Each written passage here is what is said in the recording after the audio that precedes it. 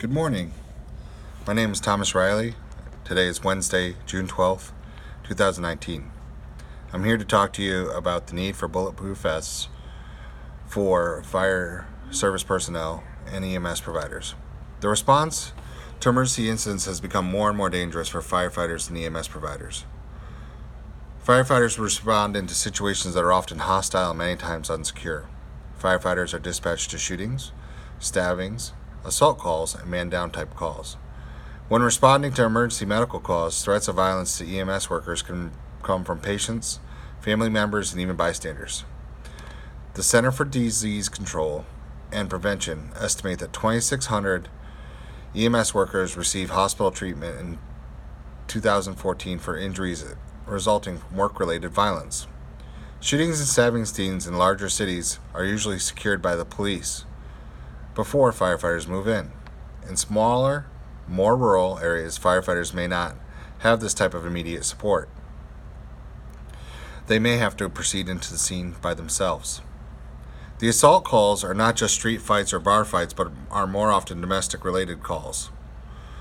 Domestics are very dangerous for providers. As you may ask, why man-down calls? The reason man-down calls are dangerous are that these are often homeless people that have some sort of psychological issue.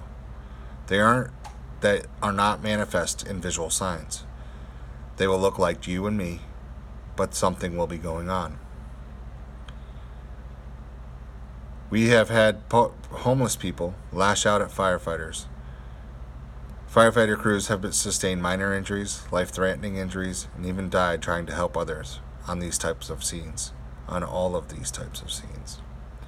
The National Association of Emergency Medical Technicians stated that 52% of all EMS workers are assaulted on the job at one time or another. That's over half. The time for safety equipment that can be donned when responding needs to be present on each and every responding unit now. The unit should be equipped with bulletproof vests with stab protection and spike protection that fit each and every personnel correctly. That means measuring the person and making sure the right vest is assigned. And each person should get a vest that will work for them. The fire department or EMS agency should have standard operating procedures for the use of vests and enforce these SOPs for the protection of these firefighters and EMS providers. The ultimate goal is to get our people home safe to their families and loved ones. The choice of a bulletproof vest should be due to the threat risks for the fire department is trying to protect against. What do they see the most of? Nowadays, school shootings and shootings within businesses, malls are happening. Mass shootings are happening. These bulletproof vests will protect the medics as they go in to pull these people out. Once firefighters decide to wear protective clothing, they must choose the right vest for the expected risk. For example, bulletproof armor will not defend completely against a blade. That means that if someone stabs you, that bulletproof vest may not protect you fully. Nor will a stab vest protect firefighters from a bullet. Alternatively, there are some vests that provide protection against bullets, blades, spiked weapons all at the same time. Though these may prove very expensive if bought for an entire fire division, singular vests may provide more practical cost benefits. That being said, you don't have to buy a vest for each individual person. You just need to buy sizes that will fit everybody within the department. I'd like to take you through a little bit of a PowerPoint that I've presented here, and I'd like to take you and to explain to you about bulletproof vests and what we might see in the fire service.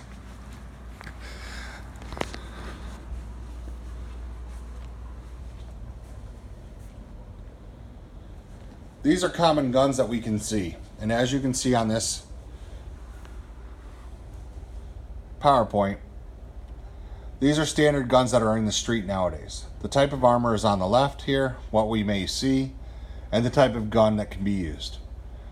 There's type of bullets and the grainage and what type it'll protect against. At the top are smaller .38 specials.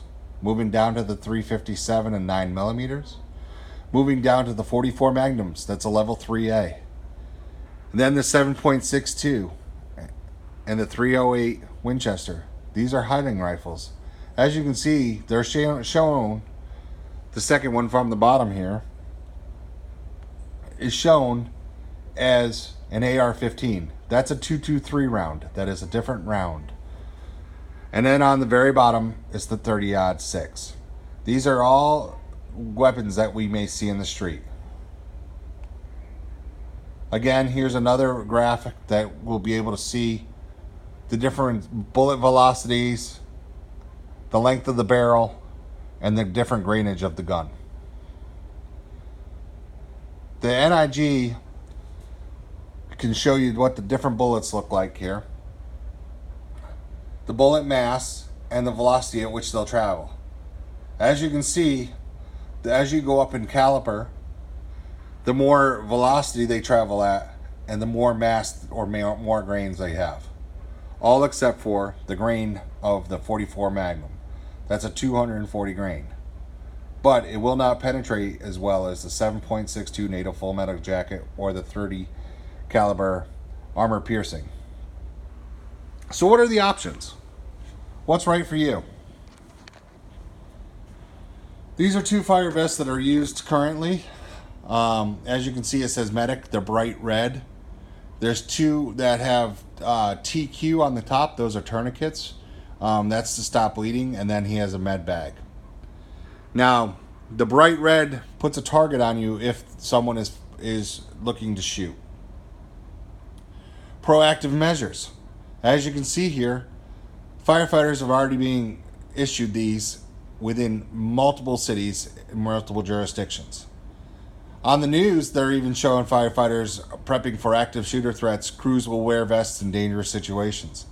As you can see on the right here, there's even a military-style helmet. We have taken the time to purchase these, and we need these in the fire service to protect our personnel. The time is now to buy bulletproof vests to protect your people, because without bulletproof vests, you're just leaving them out there to be shot if an incident really occurs. Let's save firefighters' lives with these bulletproof vests. Thank you for your time.